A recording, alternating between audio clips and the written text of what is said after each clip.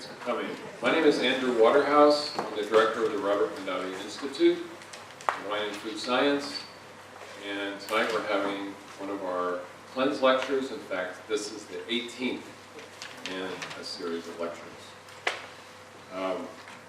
The Institute was created to provide a forum for exchange in ideas in food and wine and is focused on bringing that discussion to the public.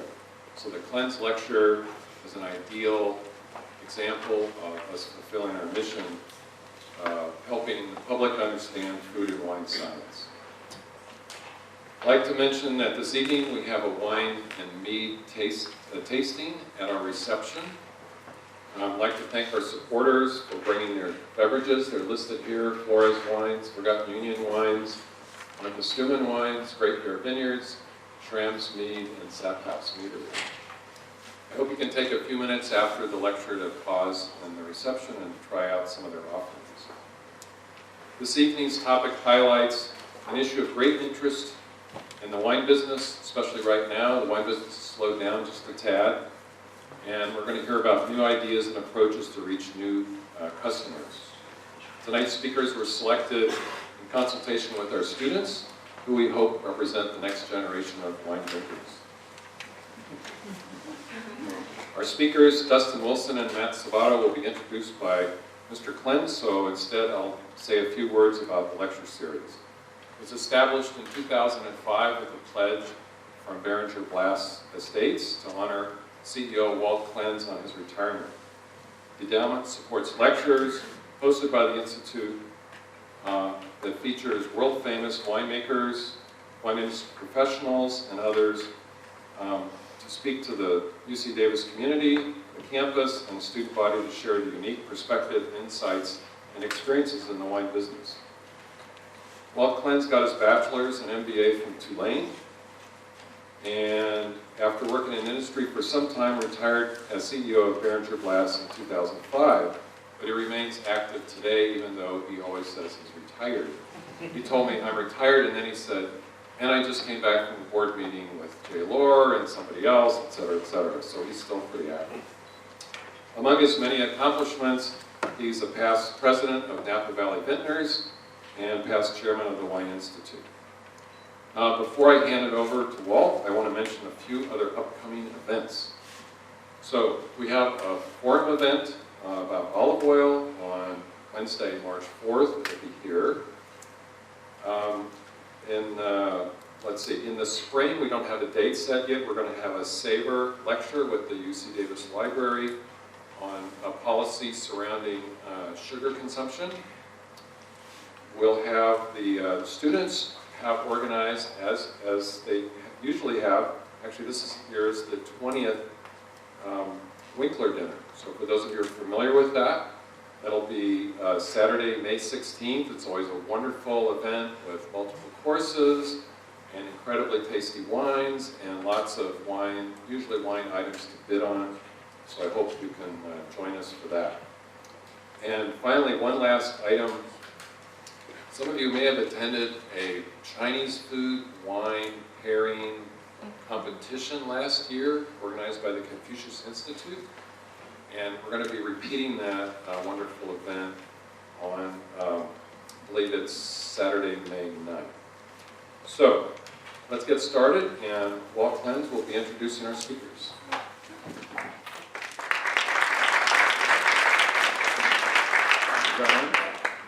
Thank you, Andy. Before I introduce our great speakers for this evening, I want to thank you and the Robert Mondavi Institute and all the staff that are so fantastic all these years in helping to make this event so successful. And obviously, the proof is in the attendance here. It's a full house.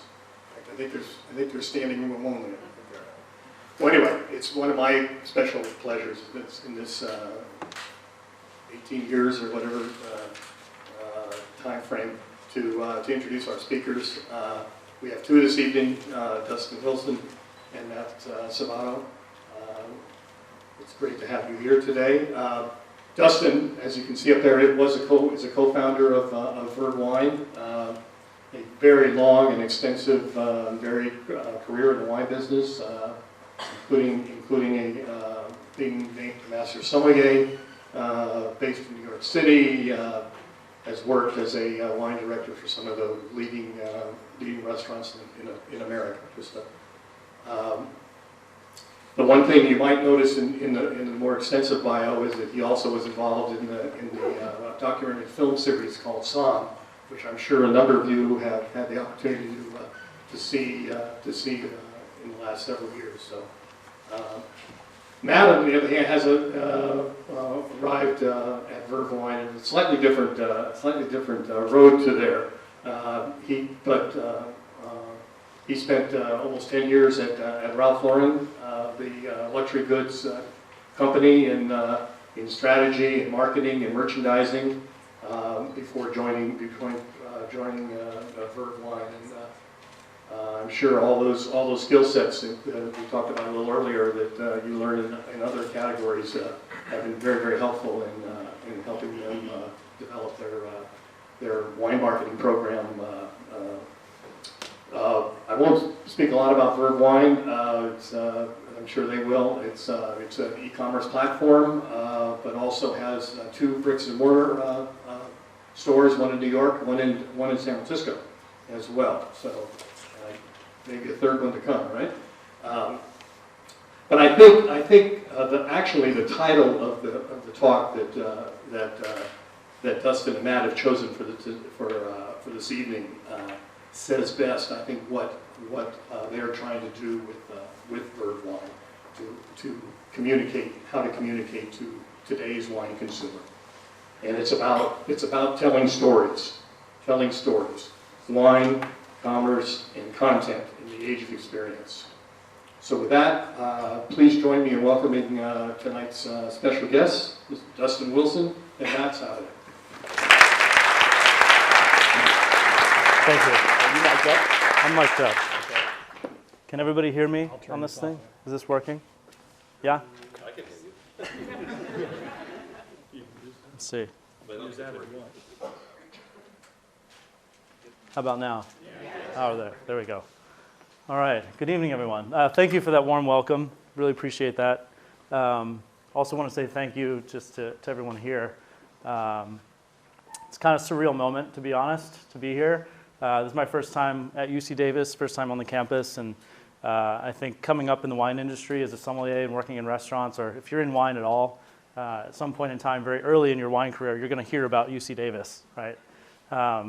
And so for a very long time, I've had a lot of respect for this institution and what you guys do on a daily basis, and I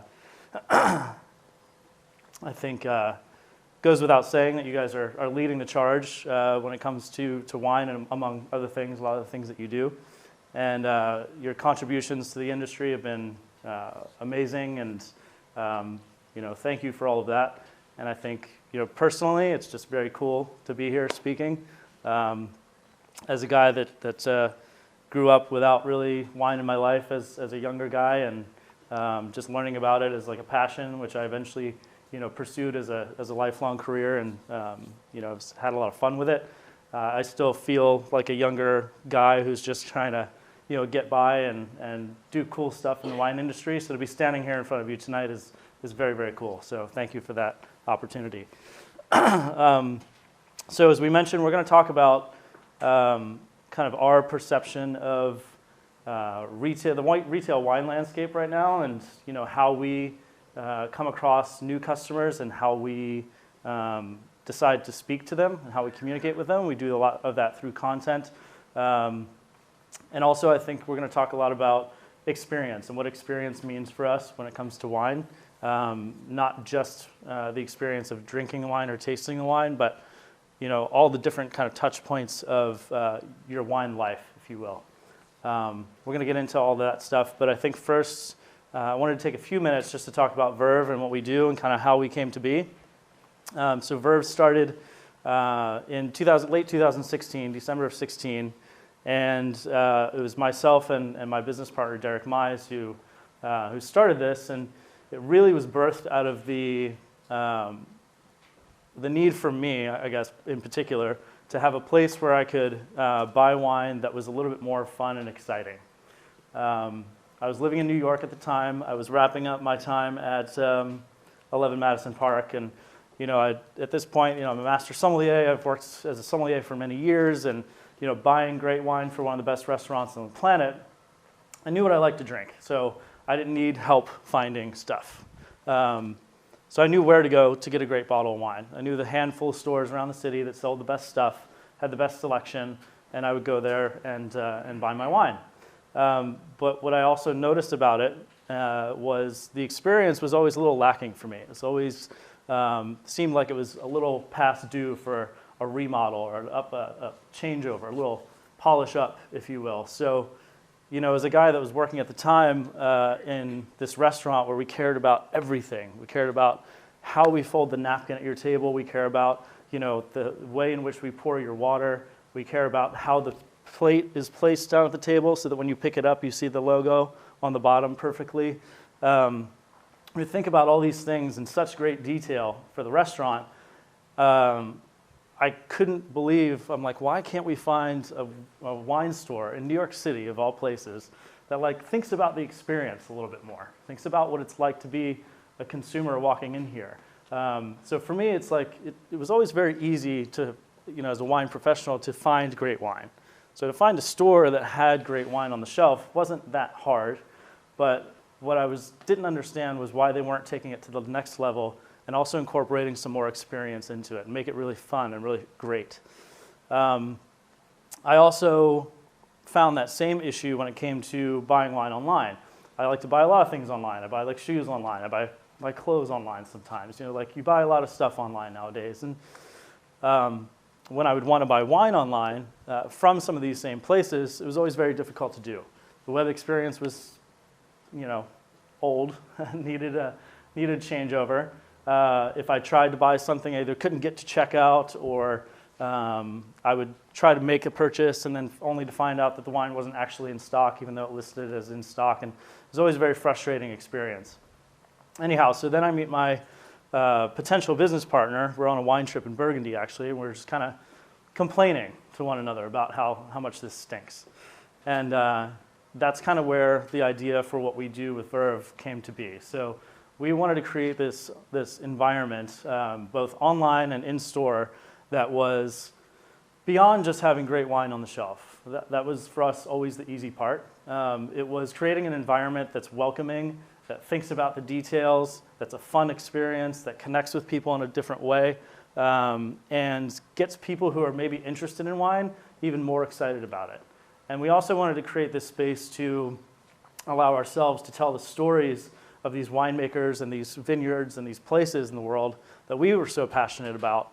And we wanted to get more people into that. I think, for a long time it seemed to me that the kind of the old school thought of how to sell wine is you only sell the good stuff to the people who are going to appreciate it. And I never liked that. I didn't like that at all. I always thought, I think to get more people into quality wine, you got to get them in when they're excited.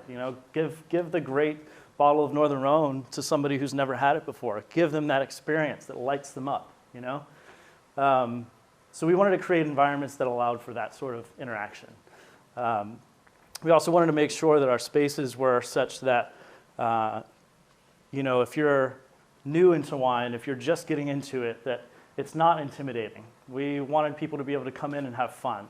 And even though I'm a master sommelier, which sounds really fancy, and I worked at a fancy restaurant and all of this, we wanted to create a place where you walk in and it's going to be, you can find good wine there, but you're surprised at how much fun you're having while you're in the place.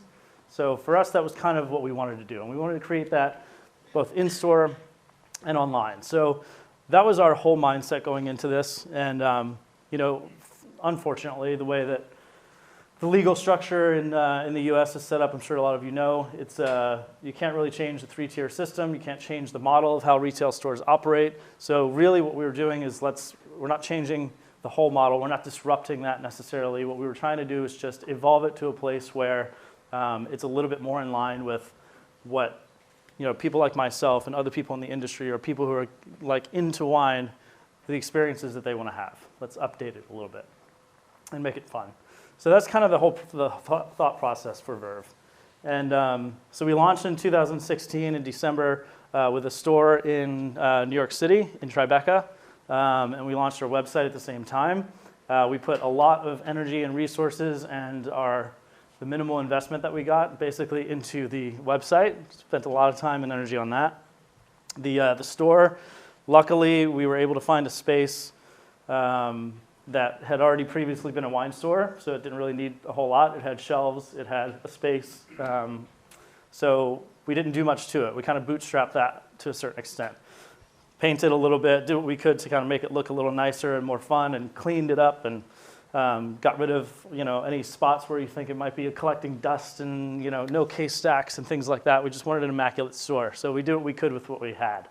And then of course you go to work and you have to do things. So it was really interesting, like getting started, this grandioso idea that I had for creating this space. I thought I was going to, just kill it right out of the gates.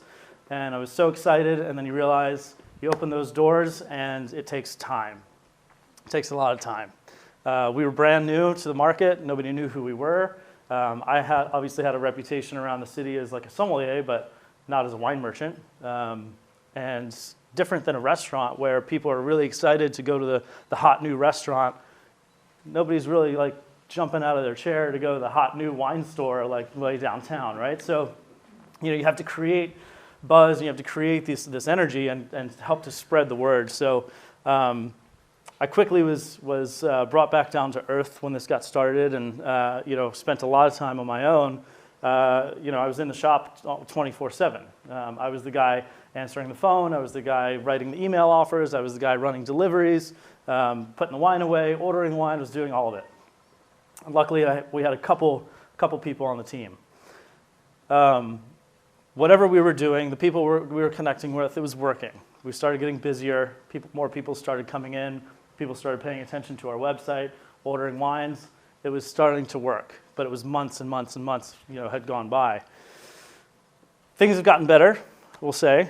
We ended up opening a store about a year and a half after that in San Francisco. So we've got a spot in Pacific Heights, right on Fillmore Street, which that one we didn't have to bootstrap as much.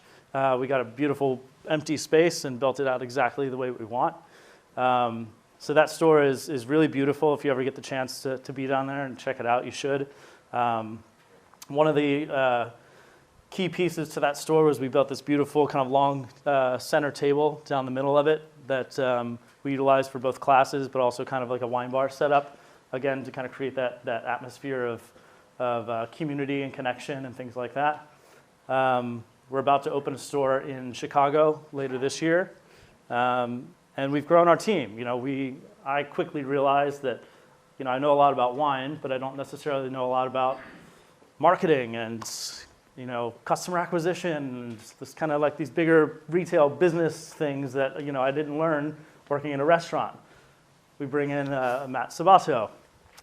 He joins the team. We've got like people who help now with writing our email offers and doing these things. So we've built our team.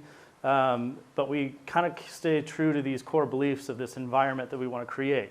I come from a long bout in restaurants where hospitality and experience means a lot to me. So I'm not able to let that go. So, we try to treat our guests like guests in a restaurant. We try to make sure that our team, the staff, is just as excited about the aspect of taking care of people, making them feel really good, as they are about trying to sell a bottle of wine. So that's kind of where we have come from. As we've evolved as well, I think we dive more and more into this idea of experience and how do we build an experience and how does our content get used and how is it meaningful to what we do on a daily basis.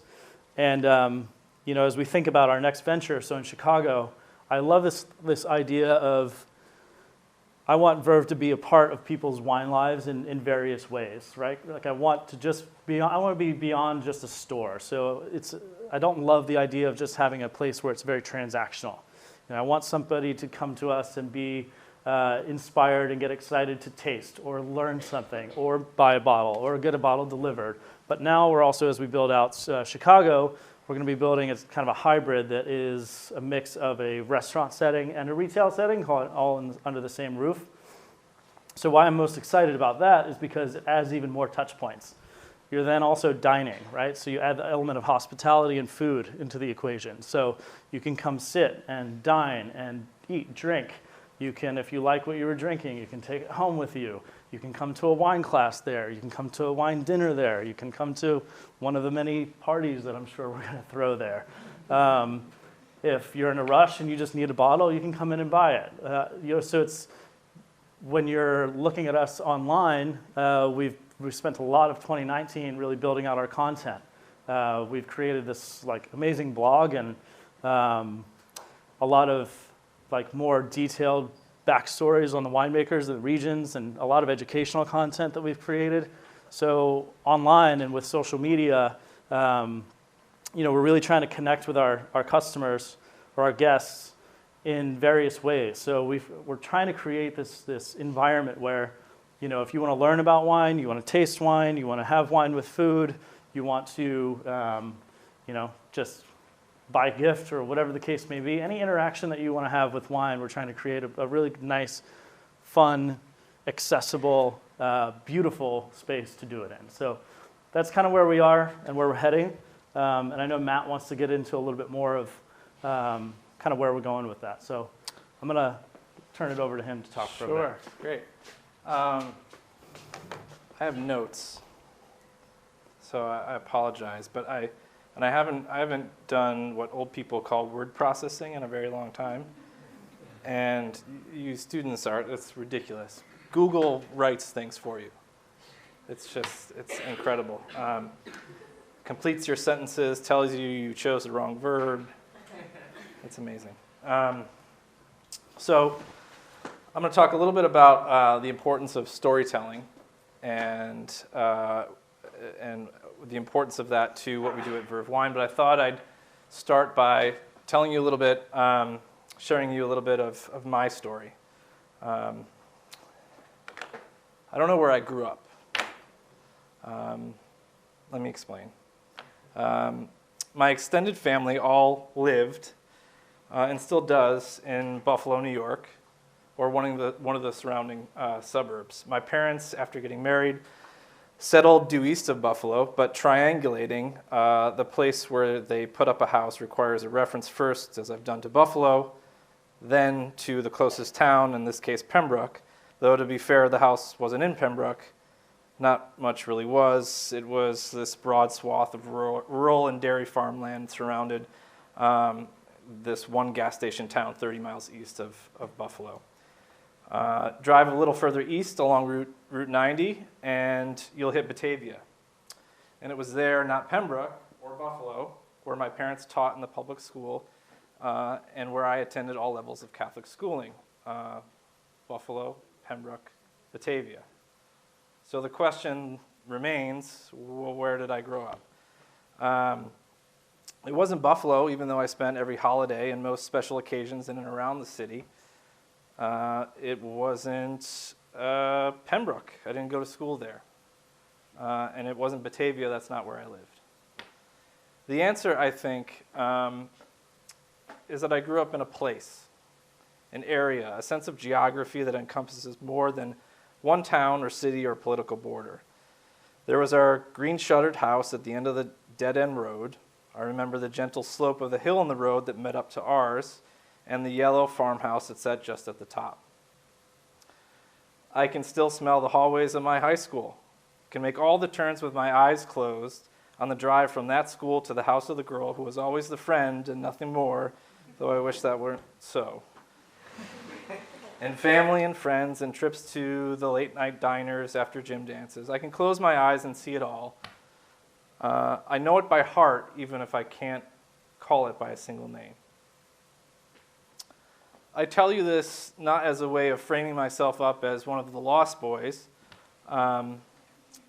It's a simple question, right? Where did you grow up? It would be easy for me to say, I grew up in Buffalo. Most people recognize that city, know where it is on a map, relate to me with a few commonly understood facts about the city: chicken wings, Buffalo Bills, snow. And the conversation would turn pretty quickly to something else.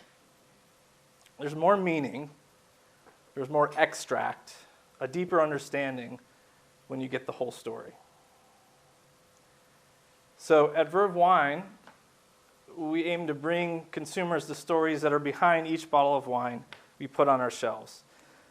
I think a lot of other retailers, like Dustin mentioned, can claim that same goal. The difference is we hope that we're giving our customers the whole human story. Yes, you can hear about winemakers' pedigree and cepage and barrel usage and pH levels and a million other details about why a particular wine from a particular producer is great, really from any reputable wine shop in the country. For us, at the end of the day, a million details don't make a story.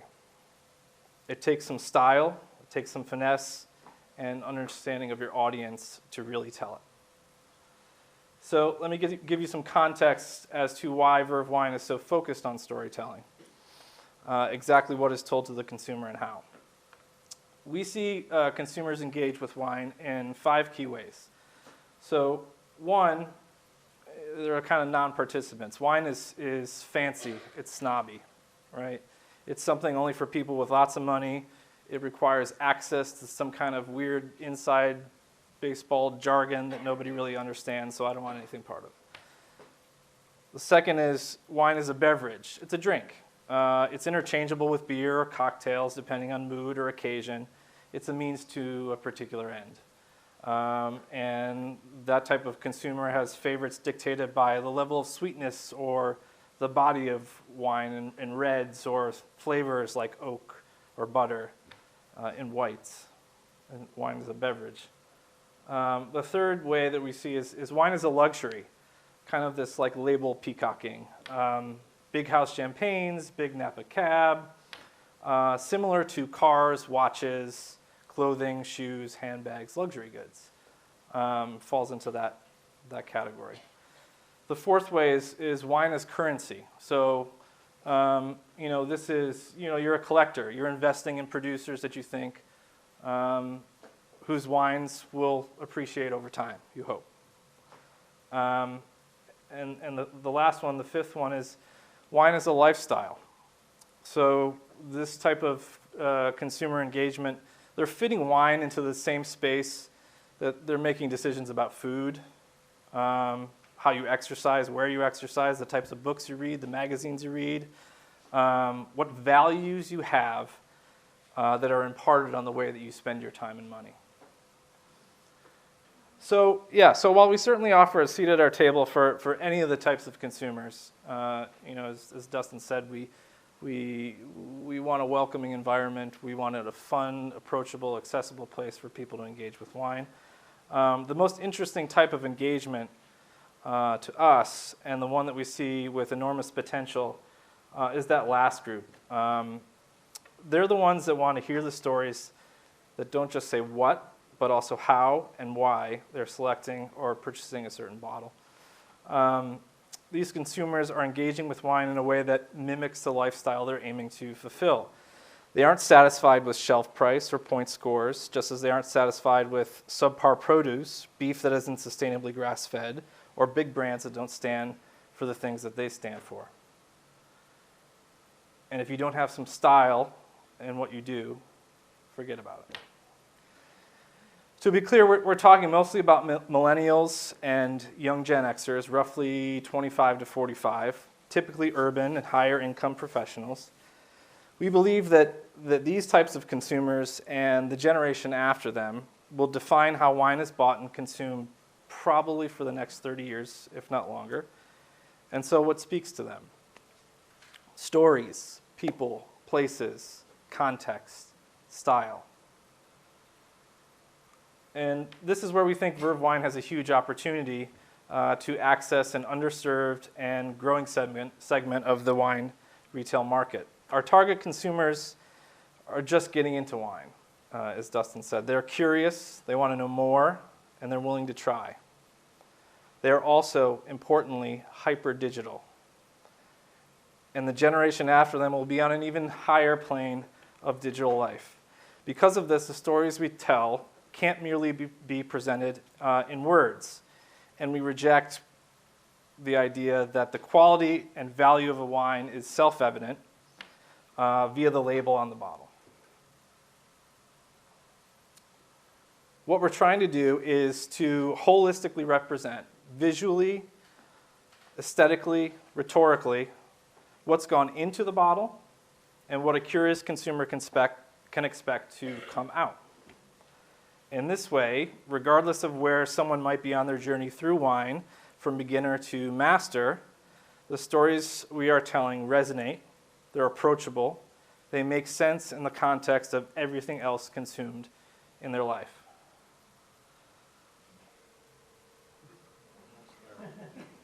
Enter my note about the pictures on the slide. Okay, there we go. So just click through some of our images here, if we can. There we go. Here's PAX.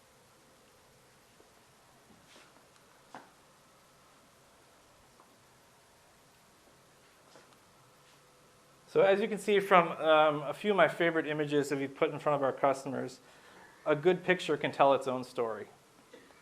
It elicits emotions, creates a visceral sense of connection, creates a want. I want to sit down at that table and taste with PAX. I want to drink whatever the hell Kermit was pouring in Lulu's bottle. And I can picture myself doing it, right? Piero Incisa is such a good-looking dude. His wines have to be tasty, right? I want them. I'm getting thirsty. So while our story at Verve is just beginning, we have stores in New York and San Francisco and soon Chicago. We believe the greatest assets that we have are the stories we can tell about the amazing people who make wine and the wonderful places from which they come. And we hope that we're telling them well. We hope we're telling them in a way that educates but also welcomes and intrigues this highly curious and growing segment of the wine retail market. So if that's you, this is my pitch. Come along on the journey with us. Our greatest wish is that we inspire in others that hard-to-describe passion for wine that drives us forward. We know it by heart, even if we can't call it by a single name. Thank you very much.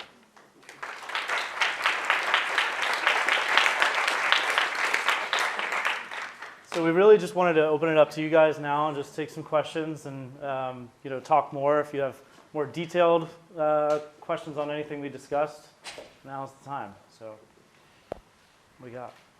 Yeah. Have you seen the movie Bottle Shop? I have. Do you think that made a big impact on California wines? Do I think that, like the Paris tasting or that movie? The Paris tasting. The Paris tasting, definitely. Yeah, had a huge impact. It brought a ton of attention, obviously, to California, particularly those estates. I think it was Stag's Leap along with them that won that year. It changed the game. It really put California on the map as a fine wine region of the world. It was taken seriously. And I think what's been interesting about that, the kind of domino effect that it's had also, is that no longer does anybody kind of have these preconceived notions as to where good wine can be made, right? So we actually are big fans of finding wines from new places all the time. So it's no longer like just France or just Italy or Europe. Now it's everywhere. You can find great wine all over the place. And I think that tasting and the effect that it had on California led to allowing people to be more curious about other places in the world too. So I think it changed a lot. Yeah. What happens when someone walks in the store? What is that new environment that you're trying to do that's different than walking into any other wine or liquor store? Yeah, I think, we try to, my restaurant background and being a sommelier for a long time, we try to approach it sort of like a, sommelier experience, if you will. So, our first thing is always being extremely welcoming, which you would think is a standard, but it's not. So, smile, eye contact, and a hello goes a long way. We give people a little bit of a break when they first walk into the store, but then, it's an approach of asking either what brings them in that day or if they have questions about a wine. I like to always ask the question of what do you love to drink? Or what's the last bottle of wine that you had that you really enjoyed? And you can learn a lot from that, right? If somebody's having trouble articulating what it was that they had last, but maybe it had a blue label and it had a picture of some person on it or something like that, but they can't remember exactly what it was. that actually still says a lot to me, right? It still says to me like, okay, this person is not a wine professional. They're probably somewhat novice in the wine world. They're not going to spend a lot of money.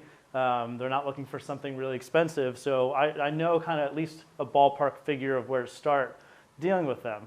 Then I can ask more leading questions after that. Do you like, are you into like bigger, more powerful wines, or do you like something lighter, et cetera, et cetera. So going down that path of kind of treating it like a sommelier experience with a big lean on hospitality versus, some of the experiences that I've had when I've gone into some other places where it's, you can feel like you're getting quizzed sometimes on how much you know before you're allowed to interact with the good stuff, Yeah, a lot of good parts of experience are the absence of things too, right? The things that we don't do. We don't, when you put your bottles up on the counter, someone's not going like, have you had that before? They're very, very important things that we don't do. No. Yes? So I'm assuming that you're pretty careful about the wines that you choose. You want to present good wines. But are you looking for particular brand imaging that goes with your brand imaging, or are you guiding that brand imaging? Because it kind of feels like there's a certain design motif. No, I mean, we love design, so we're into that, but it's certainly not one of the criteria for making a selection. It obviously helps, right? And I think nowadays people are paying more attention to packaging,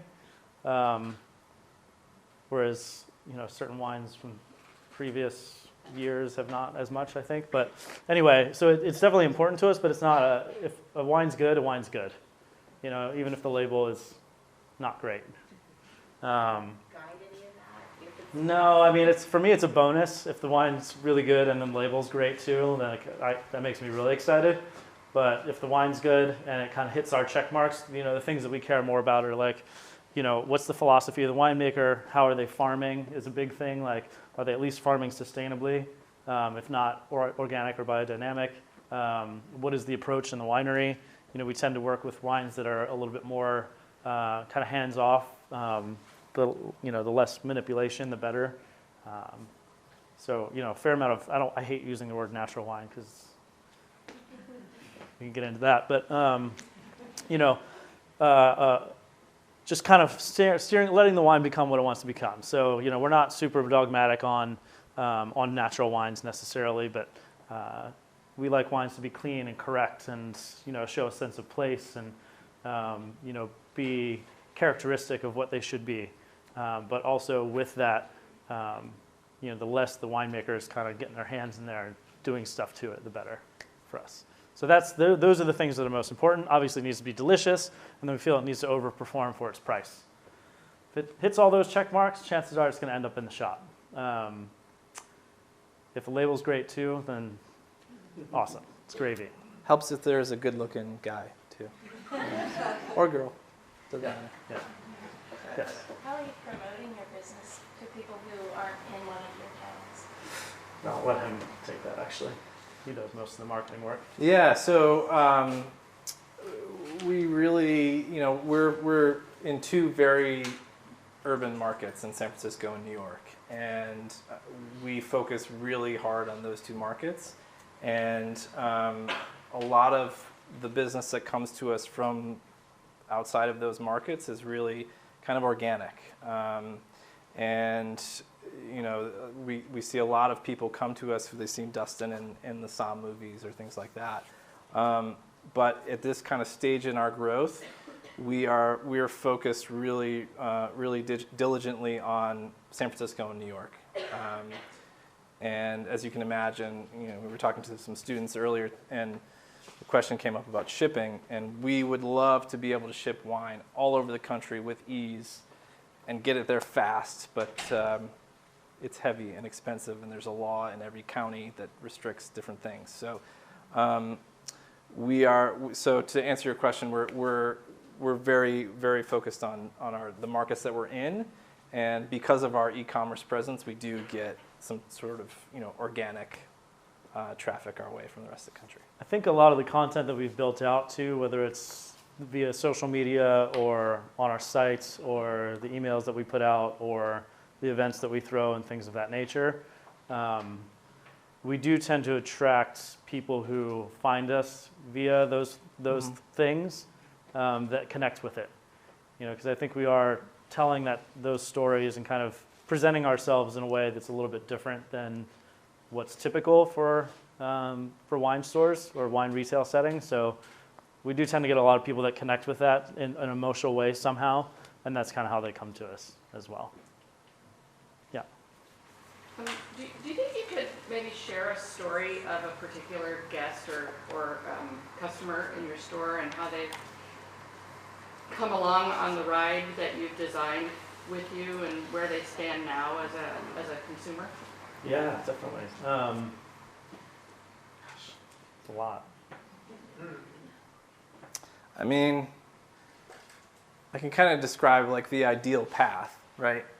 So the ideal path is someone who, hears about Verve and or they live in the neighborhood, whatever the case may be, they come to us. Bobby's a great one. Yeah, that's a good example. San Fran. Yeah, we have a very loyal client. If you follow him on Instagram, he's in our shop way too much. At SF Wines. At SF Wines, he's our chief and only brand ambassador. No, Bobby. So this particular guest, when we opened up, started coming to the store quite frequently. And I think like a lot of people who first get into wine are, I think he had like 12 different California winery clubs that he was a part of, and he was drinking that kind of stuff and hadn't really, dove into the classics from Europe or anything like that. And little by little, he's, so long story short, he's buying Rouleau and Vue Telegraph, and he's gone from really a closet full of Napa Cab to the diversity of what's out there in the world. And I think for us that's kind of an ideal If you situation. talk to him too, what I love hearing from him, and he's one of many examples that are like this, is that he likes coming there because he was just kind of getting into wine when he came to us, but he felt so comfortable coming back because it was just not an intimidating atmosphere. And I think when people are first getting into wine, it is a vast amount of knowledge that you need to have, and it can be tough, and it is very intimidating, and you're afraid to ask questions, and you don't know where to start, and it's something that for whatever reason, wine it kind of carries this context of sophistication along with it, and nobody ever wants to admit that they don't necessarily know a lot about it. So they're trying to navigate through these conversations of like, I want to find something cool that I want to drink. I want to enjoy it, but I also don't want to look dumb. How do I get there? And the thing for him that he loved, and this is kind of what we talk about all the time with our team, is how to make that whole situation much more comfortable for people. And he's a great example because he didn't feel intimidated, and he felt welcomed, and he felt like he could ask any question that he wanted, and he could explore, and we would taste him on things, and he loved it so much, he just started coming back all the time, and then he brings people with him, and now he brings his dogs in with him all the time, and he has more dogs. So he's just one of like many examples that and I think the important thing too is it wasn't his curiosity that led him to drinking more of the diversity that we have to offer. It was us offering it to him in a way that he felt comfortable.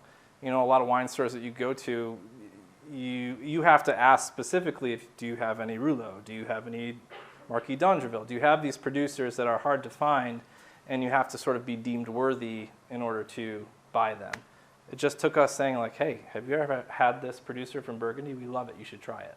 And off on the races. I think she's been waiting. Yeah.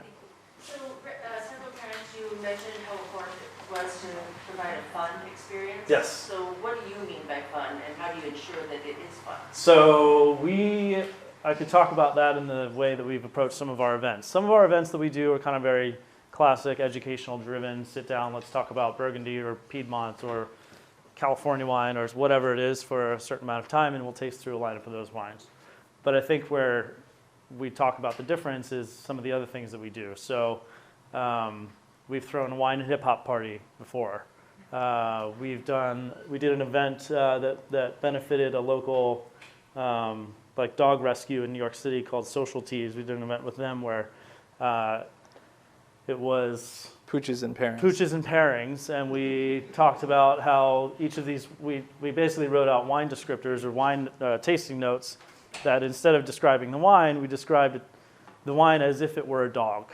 You know, like this particular wine is, you know, really small and energetic and nips at you or whatever, something like that. And we encourage people to bring their dogs and taste through the lineup of wines along with the tasting notes, see what wine resonated the most with their particular pup, and they would then take a picture of them with the bottle in front of this like big step and repeat that we had, and we made like a competition thing out of it. So like that's something else. You know, we've done like food and wine pairings where we do like pizza party or tacos or something like that with wine. But you know, the constant is the wine's always really good. You know, and it's serious. And just because we're doing like a more fun, laid back sort of experience doesn't necessarily mean we're taking a step backwards on the wines. They might not always be expensive necessarily. We don't always tie expense and quality together. You know, we can have things at different price points, but we don't bring lesser wines to these parties. We make sure that we get people in that are maybe feel like they want to be in an environment where it's less stuffy or less nerdy and more fun, but we still serve great stuff. It's kind of like the way we like to do it. Yes? Other than the usual suspects in Europe, what wine producing areas are exciting you? So we're about to do a pretty big push on South America. I think there's a lot of really interesting things happening down there. Obviously, we cover the world, so we do a lot with Europe, do a lot in California, the whole West Coast, a little New York because we're there. We do cover the planet, but right now, I think South America, particularly Chile and Argentina. I'm talking outside of like the normal, Malbecs from Mendoza and things like that, where there's a lot of kind of cool, quirky, interesting, new things that are popping up, and there's enough producers of them now that are actually coming into the U.S. that I feel warrant a little bit more attention. So. And I noticed your Patagonia wines. Oh yeah. Yeah. Yeah. He's actually been around for a bit, and we've worked with him for a while now. But there's even more stuff happening down there that I think is really interesting, and it's not. We like to, or at least we try to be when we can, a little bit ahead of things. And when we see some sort of quality wines popping up in a place that historically we've maybe ignored to a certain extent. I've only tasted a handful of wines from there, so it's hard to say. I don't know. I've had a few Tannats in, I think, from down there, but that's about it. Yeah. Yes. I'm particularly interested in equity and representation within the wine industry. Yeah. I was wondering, since you talked about wanting to show the whole human story, if that's something that you think with the newer, younger market would also be a potential place to separate your winery from other wineries, because I know there are certain wineries that do more of a incentivize doing things that create more equity, more long-term employment, things like that. Is that something that you think this new demographic would be interested in? Definitely. Yeah, absolutely. And by equity, you mean like full good pay, year-long employment, stuff to promote community involvement, things like that. Stuff that, like I know that's, for example, Silverado does something where they give 1% back to the community, 10% back to the employees from their profits. So things like that kind of aren't necessarily common conversation within the wine industry, or how, there's a big separation between vineyard and winery in California, and so often there's not really a conversation about the stewards of the land. So wineries that do have that incorporated into their image, do you think that's a thing that they could use to, show their separation, the way that we talk about terroir and these and other aspects. But so you're saying like when we tell our stories about the wineries, like telling those types of stories as well? Oh, definitely. Oh yeah, absolutely. I mean, I think not that specifically, but stories like that, and we have used stories like that as well to tell the stories about what wineries are doing, and whether that's from a production standpoint, you know, things that they're doing in the winery that are maybe a little bit different, or you know, a new way of thinking, or kind of you know, trying to push the envelope a little bit in that direction, or whether it's something like you're talking about where you know, there's how they operate their business model, and how they involve their employees. I think also you know, the vineyard land itself too, what they're doing there, how it might be different. I mean, anything for us that we feel is interesting, that kind of gives a more holistic view of the winery itself and the people behind it, not necessarily just what's in the glass. You know, we can talk about that too, and that obviously that's the starting point for us, is kind of like the wine needs to be good, but we also love to hear all the other stuff behind it as well. So that's a big part of the marketing that we do. Yeah. Yep. Yeah. That was a great question, and it actually kind of is very similar to the one I wanted to ask. I wanted to go back to the question about the judgment of Paris, because I feel like more people know bottle shop and haven't necessarily read Tabor's book, and some would say that Tabor's account wasn't correct either. So my question is, how do you balance marketing with deeper storytelling, and where are you doing the deeper storytelling? I thought your answer to that question was great, because you took it back to the Judgment of Paris and was like, maybe not bottle shop. But how do you don't have like a whole lot of time, a whole lot of space, you're marketing to an Instagram generation.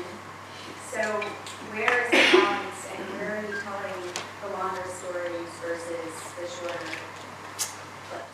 Yeah, so the longer stories we tend to fold into our blog, you know, where we might blast it to you and tell you, hey, there's a new blog post up and 3 quick sentences about the blog, and if you so choose, and you can go and read the in-depth, you know, behind-the-scenes story of whatever producer or whatever theme we're talking about for the week.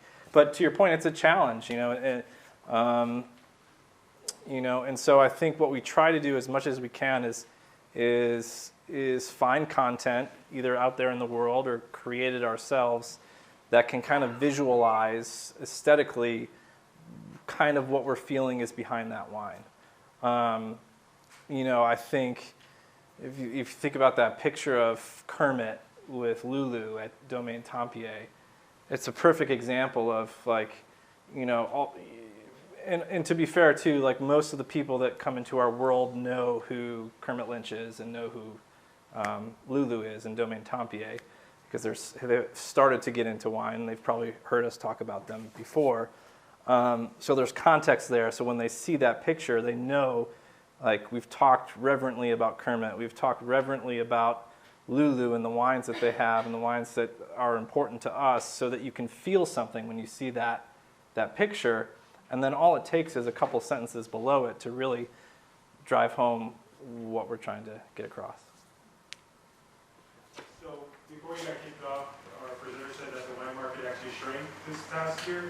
How do you see it growing in the future? Is it just continuing to shrink with all the hard seltzers and kombuchas and all the other options that people have these days? So I think wine shrunk on a macro level, but within the community that and the consumer segments that we're selling to, it definitely didn't. I think it kind of goes back to those 5 different types of engagements that I talked about. For people that kind of see wine as a beverage, you know, as I could have a glass of wine tonight, or I could have some White Claw or Coors Light, or Dustin likes Modelo, whatever it is. You know, for sure, like there's a battle being played on a consumer packaged goods level for people's time and money, and I think the last year or so, those other sectors of that vertical, you could call it, definitely beat out wine. But within the space that we're playing, where there's a bit more nuance and storytelling and discernment, I guess is a word. It's definitely still a growing category. Yeah. Do you have any advice for like winemakers or potential winemakers to be able to get their story out, whether it be like on the bottle or just going and talking more? Or? Yeah, I think I know it's sometimes difficult, but the more you can travel, the better. I think I have a lot of friends who are winemakers, that I've made over the years, and making wine and then selling wine are two very different things. You could be really good at one and not the other. But I think, as a wine buyer and as a sommelier and as somebody in this space now, and I think when I connect with other people like me in the space or other sommeliers or something, the meeting the people behind something is huge. So even if, I've met some winemakers that from like France or Italy that have come over that can barely speak a word of English, and they're really soft-spoken and they're super shy and you would think like, okay, these people are probably having a really hard time, but still the connection that you make from just meeting them and seeing the face of the person that makes this thing that you really like goes a long way, and you connect with that. So I think, if as a winemaker you're able to take the time to get out there into the market, it's hard, right? It's like you're already working your ass off at the winery and through vintage and all of that, and then in your downtime, you got to get on the road and travel the U.S. and do this. It's a lot. It's a time commitment. But the more you can connect with people and tell your story and about like what made you make this wine, what's your inspiration for the label, what is the reason why you picked these grape varieties or the place that you're making this wine or whatever it is that you're doing that you feel is different and why you're passionate about it. Those are the things that really resonate. So I would not rely just solely on your distributors and your salespeople and things like that. The more you can be there in person to tell those stories, the better, I think. We have one more question here. Yeah. Well, I'll ask one then. Go for it. So do you have an approach to increasing the diversity of who's buying your wines? Because when I go to barrel tastings or festivals or whatever, it's a sea of white. And it's starting to feel uncomfortable in the population that we live in. Yeah, no, I love that question because I agree. As a person who has worked in really fancy restaurants and attended a lot of very fancy wine events, no offense to all the old white guys in the room, but that's always what it is, right? It's like, and that's fine. Like I've gotten to taste a lot of great wine with these people, and like they're nice people. It's not the thing, but I think honestly, what makes me the most excited is when we throw an event at the store and you see like just a huge diversity of people there, and it's a mix of young, old, different backgrounds, different ethnicities, and everybody's smiling, everybody's having a good time. We threw like we did a great event not long ago with many of you might know who Rajat Par is. He's become a dear friend. I worked with him for a while. He makes some great wines. He had just released his book, and then we had a winemaker from Spain that was in, and as I like to do, I blasted the hip hop on the stereo, and we had some cool food in. We had a bunch of great wine open. I invited not just we didn't just create RSVPs for the event for consumers, but I also invited a lot of industry people there. So I just love people engaging with wine together. I love that energy that it creates. And I think it creates a really special moment too when you have different types of people in the room that wouldn't normally necessarily get the chance to do that. And what I saw on some of the faces of the winemakers and the industry people that were in the room was this like, this is so much fun. This is way more fun than like the events that I normally have to go to. And then I see the younger people who are like maybe a little freaked out because they're in this room with like master sommeliers and winemakers, but they're like, holy shit, I'm here with these people. This is amazing, And I love creating that kind of vibe. So it's something that we actively seek out to try to do. And you know, I also listen to the community a lot too, and listen to what they have to say, and like whatever it is that we can do to create these spaces where they feel very welcoming to a large community. That's what I'm trying to accomplish. I'm not trying to accomplish just going after like the big collectors and people like that. Like they have their places where they like to drink their wine and buy their wine from, and you know, they buy from us too, and that's great, and I love it. But you know, what I like to see is the kind of mix of energy in the room. That answers your question. I don't know. I hope. That's an absolutely fabulous answer and to end on. So let's thank our speakers.